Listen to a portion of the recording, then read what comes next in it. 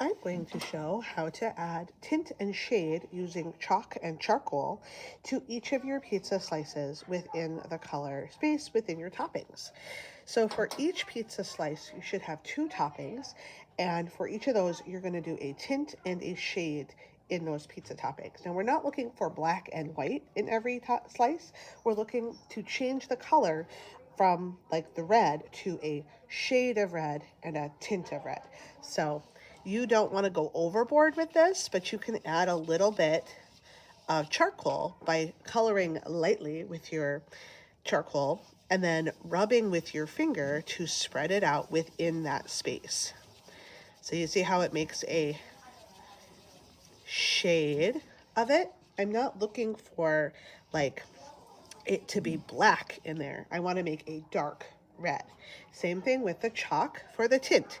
Now, I would recommend that you do all of your shades and then all of your tints because your fingers are going to get kind of mucky and you can wipe them off in between, but you don't want to be wiping every 2 seconds. So I'm going to show this, but just for the sake of ease. But so I've wiped off my finger, and now with the tint, I'm going to rub that.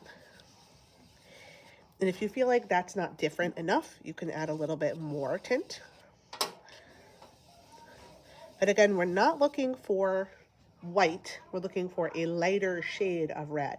We're not looking for black. We're looking for a darker shade of red. If you feel like you put too much shade here and it got too dark and you can't really tell what the color is originally, you can use an eraser to lightly erase the smudged charcoal.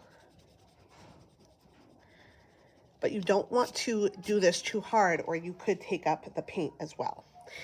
This also is true if you get outside of your lines, you can clean that up a little bit as long as it isn't too dark. So I like the way that that looks. You have contrast between the red and the dark red, but you can tell that it is darker. So I'm going to go around and do this for all of my slices.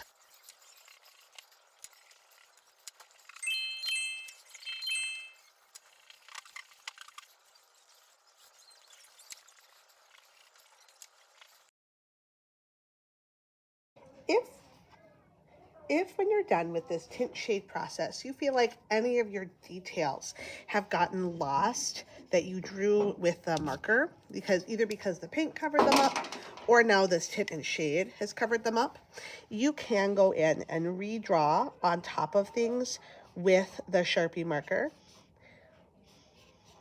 But just know that the Sharpie will get clogged with the paint. So it will start to look like the marker is not working and you need to put it in the dead marker bin. But actually it's just clogged. So if you have a scrap sheet of paper, you can clean it off and keep going.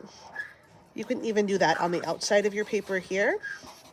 It'll look like it's starting to be dead, but it really isn't.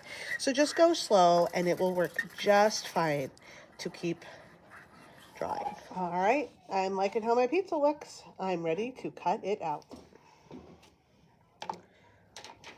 With your scissors on the outside, you can go ahead and cut out your pizza.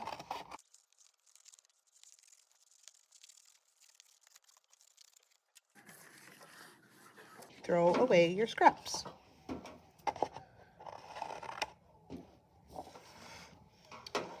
On your large sheet of brown paper, we're going to do some cutting to make the pizza board. So we are going to start with taking our scissors and rounding the 2 corners. There's a couple ways that you can make a curved corner on paper. You can simply start on one edge and cut around in a curve till you reach the other edge. So this is option 1. Some friends, though, find it really tricky to make a curved cut. So option 2 is you're going to do a series of straight cuts that cut off the corner each time. So I find the corner, hold it, and with your scissors, you're going to make a straight cut to cut that corner off. Now you have 2 more corners. You guys see those?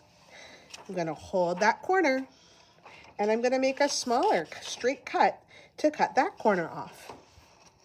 And I'm going to do the same for this corner. and this one, and each time I'm making a smaller and smaller cut until I feel like it's got enough of a curve that I'm happy with it. Two options. Cut both top corners.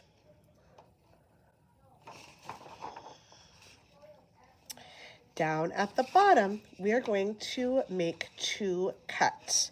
We're going to decide how wide our handle for our pizza board is going to be, and we're going to cut on either side of that handle, straight up. So you end up with like a little flap here in the middle. This is the part we're keeping. These parts are coming off. And now you're going to start on the outside edge and cut toward that cut, however deep you went. Now you have the start of the pizza board. Now you just need to curve these two corners to be done. Please pick up and throw away all your scraps. And now it is time to attach your pizza to your pizza board. To attach it, you would use white glue. Now, before you do that, you may wish to pull one of the slices out of your pizza as if it's being eaten or ready to be eaten. So I'm going to go ahead and cut on my slice lines. And when I glue, I'm going to glue it a little bit apart so that you can tell this slice is ready to come out. Remember always when we're using white glue, you have to twist open. You may have to scrape the top if somebody forgot to wipe it before they closed it last time. You want to turn it upside down and shake it a little bit. And then you squeeze. Dot, dot, not a lot. That is plenty of glue for the slice of pizza. Then you press and hold, count to about 30 to make sure it's stuck down well. Flip it over. Dot, dot. Remember, dots of glue are where the glue bottle touches the paper. Squeeze and touch, squeeze and touch, squeeze and touch. And hold it down and count to 30 to help it really get attached. To make the pizza wheel, you will need your scissors, you'll need some black scrap paper, and you will need some tin foil. Now, when you get the piece of tin foil, it may be a folded piece, and so you may have to be responsible for either tearing it on the fold by gently pulling it apart or using your scissors to cut. But you need a square, not a big rectangle. So this is actually enough for 2 people. You can put that for someone else to use. I'm just going to use this one. And to make the pizza wheel, you need to make it a circle shape rather than a square. So there's a couple ways to make a circle, like we've talked about, to make curved edges. You can either simply cut a curve going to those outer edges. So I'm not cutting out a circle, I'm just curving the corners. Or you can cut that straight line, straight line, straight line version. I prefer the curving corners version. And then you can kind of look at your pizza wheel circle and decide if it is curvy enough or if there's like a place where you've got like a flat edge too much and you can curve it a little bit more. That's okay. Sometimes that happens. It's better to cut a little bit at a time to make a little circle rather than trying to like cut a tiny little baby circle out of the middle. That just wastes a lot of tin foil. So I like that. That looks pretty good. And now I need to make my handle. So I'm going to take a piece of black scrap because I don't need very much to make the handle. And I'm going to cut like a rectangle out of that. That looks pretty good.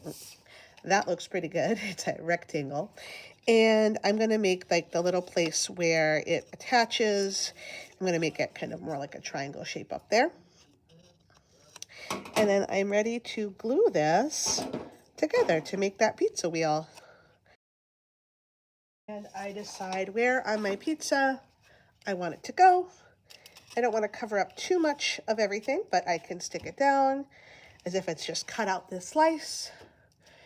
And I'm going to make sure my name is on the handle or on the back and clean up my mess. And I am ready to put that on the drying rack.